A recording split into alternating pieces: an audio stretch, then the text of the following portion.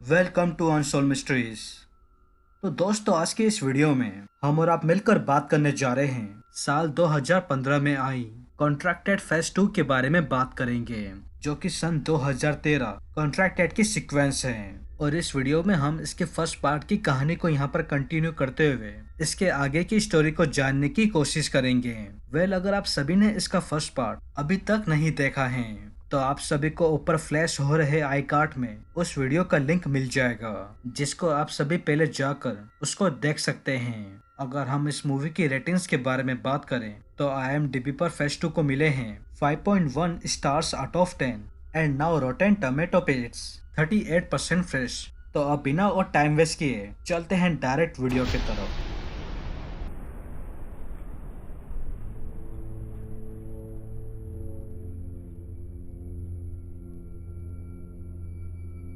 तो दोस्तों, फेज 2 की स्टार्टिंग ठीक इसके पार्ट 1 की एंडिंग से ही होती है, जिधर यहाँ पर समांथा अपनी मॉम को बुरी तरीके से गले पे काट कर इनको यहाँ पर मारने के बाद या अब इसके पास में खड़े कुछ और लोगों पर इन पर अटैक करने के लिए ही जारी होती हैं। तभी पीछे खड़े शेरिफ ये यहाँ पर समांथा को इसके सर में सीधा गोली मारकर इसको ठीक इधर ही मार डालते हैं। और अब सीन यहाँ से चेंज होकर फिर से उसी मुर्दा घर की तरफ फोकस करता है। तो हम सभी यहाँ पर उसी हाथ में बने टैटू वाले इंसान को इधर देख पाते हैं, जो कि यहाँ पर समांथा की डेड बॉडी को बहुत ही अजीबो तरीके से छूकर इसका पोस्टमार्टम कर रहा होता है। तो अब ये आदमी इसका यहाँ पर पोस्टमार्टम करने के बाद हम सभी यहाँ पर एक बहुत ही अजीब सी चीज देख पाते हैं कि समांथा की उस वायरस से यहाँ पर पूरी की पूरी बॉडी किन्हीं गंदे घिनौने वार्म से भर जाती है। और अब सीन ठीक यहाँ से ब्लैकआउट होकर इस इंसिडेंट के बाद डायरेक्ट नेक्स्ट मॉर्निंग सीधा डे 4 फोकस करता है। तो जिसमें रायली एक हॉस्पिटल में जाकर समंथा के उस इंसिडेंट के बाद अपना यहाँ पर एक डॉक्टर से चेकअप कराने के लिए आता है, क्योंकि इसको यहाँ पर अब अपनी बॉडी में कुछ अजीब से बीमारी के सिम्टम्स मिलने लगते हैं, बट ये इनको फिगर आउट नहीं कर पाता। तो खैर, अब ये डॉक्टर यहाँ पर रायली का ट्रीटमेंट करने के बाद ये रायली के टेस्ट रिजल्ट्स लेकर इस रूम से बाहर की तरफ ही गए होते हैं। तभी इसको यहाँ पर अपने पेट के ठीक पीछे कुछ अजीब सा फील होने लगता है। तो जिसको ये यहाँ पर अपने शर्ट को उतार कर बस अपनी पेट के पीछे ही देखता है, तो इसको अपने पीछे समंथा के नाखूनों के निशान बहुत ही बुरी तरीके से गड़े हुए नजर आते हैं। और इन्हीं नाखूनों के निशानों के अंदर इसको यहाँ एक अजीब सी चीज फंसी हुई नजर आती है। तो ये इसके सामने रखी हुई एक सीजर को लेकर अपने पेट के अंदर से उस चीज को निकालता ही है। तो हम सभी यहाँ पर देख पाते हैं कि इसको अपनी पीठ के अंदर से समांथा का एक फंसा हुआ नाखून मिलता है, बिकॉज हम सभी ने इस इंसिडेंट को इसके फर्स्ट पार्ट की एंडिंग में देखा था, जिसमें समांथा रायली के साथ इंटेंशनली हुकअप कर रही होती है। और इसको अब ये बात यहाँ पर पता चल जाती है कि यह समांथा की वजह से ही इस तरीके से इन्फेक्टेड हुआ है। सो बाय द वे, अब ये अपना डॉक्टर से चेकअप कराने के बाद ये अपने घर की तरफ ही जा रहा होता है। तभी इसको अपने फोन पे पुलिस स्टेशन से डिटेक्टिव यंग का कॉल आता है, तो जिसमें डिटेक्टिव यंग यहाँ पर रायली को इमीडिएटली पुलिस स्टेशन में आने के लिए कहती है, एलिस और समंथा के डेथ के इंसिडेंट के बारे में बात करने के लिए। तो अब सीन यहाँ से डायरेक्ट उसी पुलिस स्टेशन की तरफ फोकस करता है, जिसमें डिटेक्टिव यंग रायली के पास आकर इसको यहाँ पर एक आदमी की फोटो दिखाकर यह पूछती है कि क्या इसके जैसा दिखने वाला कोई आदमी एलिस की पार्टी में नजर आया था कि नहीं। तो अब यहाँ पर रायली ये इस आदमी की फोटो को इधर देखते हुए डिटेक्टिव यंग को यहाँ पर यह कहता है कि ये इस आदमी को नहीं जानता। और बस ये इतना कहते ही इस पुलिस स्टेशन में अपना स्टेटमेंट देकर बस अपने घर के तरफ ही जा रहा होता है। तभी इसी दौरान हम सभी यहाँ पर डिटेक्टिव यंग द्वारा दिखाए गए उस पेपर में सेम वैसे ही दिखने वाले एक आदमी को ठीक एक कार के अंदर ही बैठा देख पाते हैं। और ये यहाँ पर रायली के ऊपर एक तरीके से उसकी हर एक्टिविटी के ऊपर नजर ही रख रहा होता है। और अब सीन यहाँ से चेंज होकर इस इंसिडेंट के बाद डायरेक्ट नेक्स्ट मॉर्निंग सीधा डे 5 फोकस करता है, जिसमें रायली अपनी मॉर्निंग वॉक करने के बाद बस अपने ऑफिस जाने के लिए तैयारी हो रहा होता है। तभी अचानक से इसको फिर से अपनी पीठ के पीछे कुछ अजीब सा महसूस होने लगता है। तो जिसको ये यहाँ पर अपनी टी शर्ट को उतार कर पीछे बने समांथा के उन नाखूनों के निशानों को बस टच ही करता है, तभी उनके अंदर से एक बहुत ही गंदा सा पस टाइप कुछ निकल रहा होता है, क्योंकि अब समांथा के ये नाखूनों के निशानों के घाव रायली की पूरी बॉडी को अब इन्फेक्ट करना शुरू कर रहे होते हैं। और ये भी यहाँ पर ठीक समांथा के तरह ही अपने इस बीमारी के इंसिडेंट के बारे में किसी को भी नहीं बताता और सीधा अपने ऑफिस के लिए निकल जाता है। तो खैर ऑफिस के अंदर आने के कुछ ही देर के अंदर ही रायली के पास इसकी कोवर्कर डेबी इससे मिलने के लिए आती है और ये इसके पास आते ही अचानक से रोते हुए अपने हाथों को बुरी तरीके से खुजालने लगती है। और उसी वक्त हम सभी यहाँ पर देख पाते हैं कि डेबी की भी स्किन सेम समांथा के तरह ही इन्फेक्ट होकर सड़ना शुरू हो जाती है। अब इस इन्फेक्शन के पीछे राज क्या है मैं आप सभी को इस मूवी में आगे चलकर बताऊंगा। सो बाय द वे अब सीन यहाँ से डायरेक्ट रात की तरफ एलिस के एक फ्यूनरल सेरेमनी की तरफ फोकस करता है, जिसमें एलिस के सभी रिलेटिव्स और उसके फ्रेंड्स एलिस की डेथ सेरेमनी को अटेंड करने के लिए रायली के सिस्टर के घर पे आते हैं। और इसी के साथ हम उसी डॉक्टर को देख पाते हैं जो कि रायली का मूवी की स्टार्टिंग में ट्रीटमेंट कर रहे होते हैं और ये इसके एक्चुअल में ब्रदर इन लॉ होते हैं जिनका नाम जेम्स होता है। तो खैर अब इस फ्यूनरल पार्टी में आने की कुछ ही देर बाद ही रायली की यहाँ पर इस पार्टी के दौरान ही अचानक से तबीयत खराब होना शुरू हो जाती है और इसकी नाक से खून बहना शुरू हो जाता है जो कि नीचे पड़े एक मस्टर्ड सॉस में जाकर सीधा गिर जाता है। तो खैर रायली यहाँ अपनी बिगड़ती तबीयत को देखते हुए सीधा वॉशरूम की तरफ भागता हुआ चले जाता है। तो इस वॉशरूम के अंदर आते ही इसकी नाक से और बुरी तरीके से खून बहने लगता है, जिसको ये यहाँ अपनी नाक से इतने सारे खून को ऐसे बहते देख इधर काफी ज्यादा घबरा जाता है। तो खैर अब वहीं दूसरी तरफ उस पार्टी में आए वो लोग ये इस सेरेमनी को एंजॉय करने के बाद ये सभी लोग टेबल पे पड़े हुए कुछ स्नैक्स को उसी मस्टर्ड सॉस के साथ लगाकर खाते हैं, जिसके अंदर रायली का नाक का खून बहकर गिरा हुआ था। और ये सभी लोग इसको यहाँ पर खाते ही ये भी इसी वायरस से अनजाने में इन्फेक्टेड हो जाते हैं। और अब दूसरी ओर रायली ये फाइनली अपने नाक से इस बहते हुए खून को कुछ टिश्यू पेपर्स और टॉवल की मदद से जैसे तैसे रोक लेता है और ये अपनी गर्लफ्रेंड हापर को लेकर इस फ्यूनरल सेरेमनी को अटेंड करने के बाद पास के ही एक लोकल बार में लेकर जाता है। और ये दोनों यहाँ पर बैठकर कुछ ड्रिंक्स पीकर आपस में बातें ही कर रहे होते हैं। तभी उसी दौरान रायली को अपने फोन पे किसी अननोन नंबर से कुछ धमकी भरे मैसेज आते हैं जो कि और किसी की नहीं उसी आदमी के होते हैं जो कि रायली के ऊपर नजर रखे हुए होता है, जिसने समांथा के साथ हुकअप कर उसको इन्फेक्टेड किया था। तो खैर अब रायली यहाँ पर इन टेक्स्ट मैसेज को इग्नोर ही करता तभी उसी वक्त इसकी गर्लफ्रेंड इसको किस कर इस बार से चली जाती है और ये इसको सिर्फ किस करने से ही ये भी इसी वायरस से इन्फेक्टेड हो जाती है। तो खैर अब इसकी गर्लफ्रेंड के यहाँ से जाते ही इसकी यहाँ पर फिर से तबीयत खराब होना शुरू हो जाती है और ये देखते ही देखते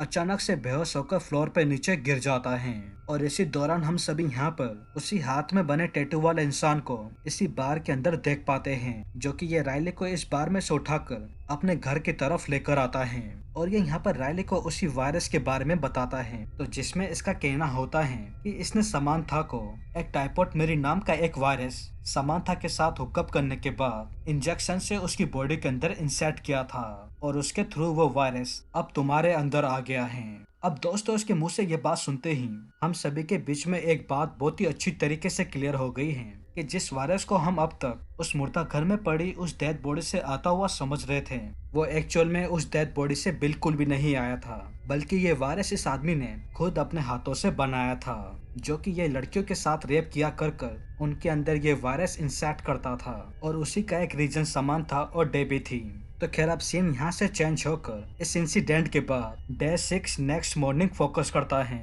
जिसमें रायली अपने आप को ठीक अपने घर के अंदर ही पाता है और इसको लास्ट नाइट हुए उस इंसिडेंट के बारे में कुछ भी पता नहीं होता। तो खैर ये अपने बेड से जैसे ही उठता ही है तभी ही इसको अपनी तबीयत कल से भी ज्यादा और खराब नजर आती है। तो ये इस मोमेंट को फिगर आउट करने के लिए वॉशरूम में जाकर अपनी शर्ट को उतार कर अपने आप को चेक करने की कोशिश ही करता है। तो तभी इसको यहाँ पर यह पता चलता है कि इसकी पूरी बॉडी उन्हीं गंदे घिनौने वर्म से ऊपर से लेके नीचे तक भर चुकी होती है। तो यहाँ पर रायली ये इस इंसिडेंट को इधर देखते हुए अपने ब्रदर इन लॉ के पास ही जा रहा होता है। तो तभी हम सभी इधर रायली की ग्रैंड मदर को इधर देख पाते हैं जो कि ये रायली के साथ रह कर इसी वायरस से इन्फेक्टेड हो जाती हैं। तो खैर अब रायली जैसे ही जेम्स से घर पे पहुंचता ही है तो ये इससे अपने इस कंडीशन के बारे में इससे बात करता है। तो यहाँ पर हम सभी ये देख पाते हैं कि रायली की भी आंखें सैम समंथा की तरह लाल हो गई थीं, जिसको हम सभी ने इसके पिछले पार्ट में देखा था। तो खैर यहाँ पर जेम्स के रायली की ऐसी कंडीशन को देख इसको इमीडिएटली अपने साथ हॉस्पिटल चलने के लिए कहता है। तो अब रायली यहाँ पर जेम्स के इस बात को सुनते ही ये इसके साथ हॉस्पिटल जाने से साफ मना कर देता है और इसे घर से निकलकर अपनी गर्लफ्रेंड हापर से मिलने के लिए जाता ही है। तभी बीच रास्ते में इसके भी दांत सैम समंथा की तरह ही टूटने लगते हैं और इसी बीच इसको ठीक अपनी आंख के नीचे वही गंदा सा घिनौना वर्म चलता हुआ नजर आता है। तो ये इस इंसिडेंट को यहाँ पर ऐसे देखते हुए ये पास में ही एक शॉप में जाकर अपने लिए कुछ कटर और ब्लेड्स लेता है। तो ये इन ब्लेड्स और कटर को लेकर इसी दुकान के वॉशरूम में चले जाता है और ये इस वॉशरूम के अंदर आते ही अपने हाथ और चेहरे को इसी कटर से काट कर इन गंदे वर्म को अपनी बॉडी से निकालने की कोशिश करता है। तो खैर अब ये इन वर्म को अपनी बॉडी से निकालने के बाद ये अब अपनी गर्लफ्रेंड हार्पर के पास अपने इस बिगड़ी हुई कंडीशन के बारे में उससे बात करने के लिए जाता है। तो जिसमें हम सभी यहाँ पर देख पाते हैं कि अब हार्पर भी इसी वायरस से धीरे धीरे इन्फेक्ट होना शुरू हो जाती हैं और ये कैसे इन्फेक्ट हुई इसके बारे में मैंने आपको मूवी के बीच में बताया था। तो अब यहाँ पर राइली ये अपने साथ हार्पर को लेकर ये इसको अपनी कार में बिठाकर सीधा हार्पर के घर पे जाता है और अब सीन यहाँ से चेंज होकर राइली के घर की तरफ फोकस करता है जिसमें एक सीडीसी की टीम डिटेक्टिव यंग के साथ जाकर राइली के पूरे घर की तलाशी करने लगती है क्योंकि डिटेक्टिव यंग को यहाँ पर ऐसा पता चलता है कि राइली भी ठीक इसी वायरस से इन्फेक्ट हो चुका है बट उसने इस बारे में अभी तक किसी को भी नहीं बताया था। तो खैर अब डिटेक्टिव यंग इसी घर की तलाशी ले रही होती हैं तभी इनको राइली की ग्रैंड मदर ठीक इधर देखने को मिलती हैं जो कि काफी अजीबो तरीके से खड़ी हुई थी। तो खैर यहाँ पर डिटेक्टिव यंग ये यहाँ पर राइली की ग्रैंड मदर को ऐसे देख ये उनके पास इस मोमेंट को चेक करने के लिए जाती हैं। तो इसी दौरान हम सभी ये देख पाते हैं कि राइली की ग्रैंड मदर अचानक से एक भयानक ज़ॉम्बी के अंदर कन्वर्ट हो चुकी थी और ये वहाँ पर आए उन सभी ऑफिसर्स को मारने की कोशिश कर ही रही होती हैं। तभी डिटेक्टिव यंग इनके सर में गोली मारकर ठीक इनको इधर ही मार डालती हैं। तो खैर अब सीन यहाँ से डायरेक्ट अब हापर के घर की तरफ फोकस करता है जिसमें हापर राइली की बॉडी से उन्हीं वर्म्स को इसकी बॉडी से निकालने की कोशिश कर रही होती है। तभी अचानक से इसकी आंखों में दर्द होना शुरू हो जाता है। तो जिसको ये इस इंसिडेंट को अपने वॉशरूम में जाकर इसको फिगर आउट करती है तो इसको यहाँ पर यह पता चलता है कि इसकी लेफ्ट आई इस वायरस की वजह से पूरी की पूरी सड़ चुकी होती है और ये बस अपनी आंख को टच ही करती है तभी ही इसकी आंख इसके सर से बाहर निकलकर सीधा इसके हाथों में आकर गिर जाती है और ये इस इंसिडेंट को इधर देखते हुए बहुत ही बुरी तरीके से रोने लगती हैं। तो खैर अब इस मूवी के एंडिंग में रेली अब अपनी गर्लफ्रेंड हार्पर को लेकर जैन के घर पे कुछ ड्रग्स लेने के लिए आता है और तभी ही इसकी फिर से इसी वायरस से तबीयत खराब होने लग जाती है और ये देखते ही देखते इधर ही बेहोश हो जाता है। और उसी दौरान वही सीडीसी की टीम जो कि राइली को उसके घर पे ढूंढने के बाद ये ऑफिसर्स इसको अब ट्रेस करते करते ठीक जैन के घर पे पहुंच जाते हैं और डिटेक्टिव यंग यहाँ पर राइली की ऐसी कंडीशन को देख ये इसको सीधा एक हॉस्पिटल के अंदर लेकर आती है। तो खैर अब सिन उसी हॉस्पिटल के तरफ फोकस करता है जिसमें राइली एक रूम के अंदर रेस्ट ही कर रहा होता है और तभी वही टैटू वाला आदमी ठीक किसी के पास आकर इसको सीधा अपनी गन से मारने की कोशिश ही कर रहा होता है। लेकिन तभी डिटेक्टिव यंग ठीक इसके पीछे आकर इसको इमीडिएटली अपनी गन फेंकने के लिए कहती है लेकिन ये आदमी अपनी गन को फेंकने के बजाय ये यहाँ खड़े इन सभी पेशेंट्स और पुलिस ऑफिसर्स को ठीक इधर ही शूट कर इनको मार डालता है। और अब ये इन सभी को मारने के बाद ये अब डिटेक्टिव यंग को मारने के लिए ही आता है तभी पीछे से राइली ये इस आदमी की गर्दन पे इसकी गर्दन पर सीधा काट कर इसको मार डालता है। और हम सभी यहाँ पर ये नोटिस कर पाते हैं कि अब राइली भी दिखने में सेम ज़ॉम्बी जैसा लग रहा था जैसे कि समांथा और राइली की ग्रैंड मदर हमको देखने को मिली थी। और इसी बात को नोटिस करते हुए यहाँ पर डिटेक्टिव यंग ये यहाँ पर राइली को उसके सर में सीधा गोली मारकर इसको मार डालती हैं। और अब सीन यहाँ से डायरेक्ट राइली की सिस्टर के घर की तरफ फोकस करता है जिसमें हम सभी ने देखा था कि राइली की सिस्टर इस फ्यूनरल पार्टी में कुछ स्नैक्स उसी मस्टर्ड सॉस से खा रही होती हैं जिसके अंदर राइली का नाक का खून गिरा हुआ था और उसी को खाकर ये भी इसी वायरस से इधर इन्फेक्टेड हो जाती हैं और ये अपने हस्बैंड जेम्स को इसको इसकी गर्दन पर काट कर मार डालती हैं। और बस ये मूवी ठीक इधर ही फाइनली इधर ही एंड हो जाती है। अब दोस्तों मुझे लगता है कि आप सभी के डाउट्स जो कि आपको इस मूवी को लेकर थे वो फाइनली अब आपके क्लियर हो गए होंगे। जैसा कि ये वायरस कहाँ से आया था, इस वायरस का नाम क्या था और इसको किसने फैलाया था, वो आई थिंक आप सभी को इस वीडियो को देखकर अब क्लियर हो गए होंगे क्योंकि अब ऐसी कोई चीज ही नहीं बची है जिसको मुझे आपको बताने की जरूरत पड़े क्योंकि इस मूवी की स्टोरी काफी स्ट्रेट फॉरवर्ड और काफी सिंपल थी। तो दोस्तों यही थी फेज 2 की एक्सप्लेनेशन एंड आई होप आपको ये वीडियो अच्छी लगी होगी। अगर आपको वीडियो अच्छी लगी हो तो प्लीज चैनल को लाइक किए बिना बिल्कुल भी मत जाइएगा क्योंकि मैं अपने आने वाली वीडियो में ऐसी ही और मूवीज लेकर आता रहूंगा।